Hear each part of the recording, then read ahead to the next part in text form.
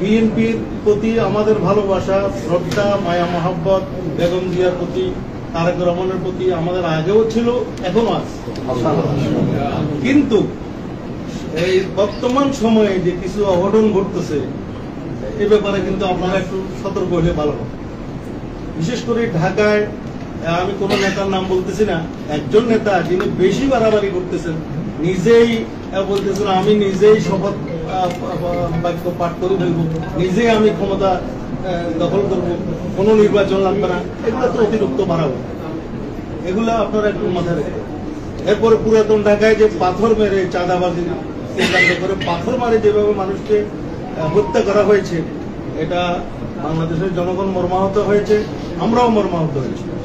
2-4 দিন আগে আমাদের চট্টগ্রামের রাউজানের যে ঘটনা, আপনারা বিএনপি আপনাদের যারা কর্ণধার, যাক এখন আপনারা এখানে এসেছেন, আপনারা তো আরো এর চাইতে বড় মুরব্বী, বড় কর্ণধার, আপনাদের এগুলা অনুরোধ করতেছি এগুলো বিবেচনা করার জন্য। এই যে চট্টগ্রামে রাউজানে যে ঘটনা ঘটেছে, এই বিএনপি এগুলো তো আমরা কামনা করি বিএনপির পক্ষ থেকে, এগুলো কিভাবে সুষ্ঠু তদন্ত হয়, সুন্দর হয় এবং ভবিষ্যৎ পথ চলাকালে যেভাবে ভালো হয় আমরা এটা কামনা করি।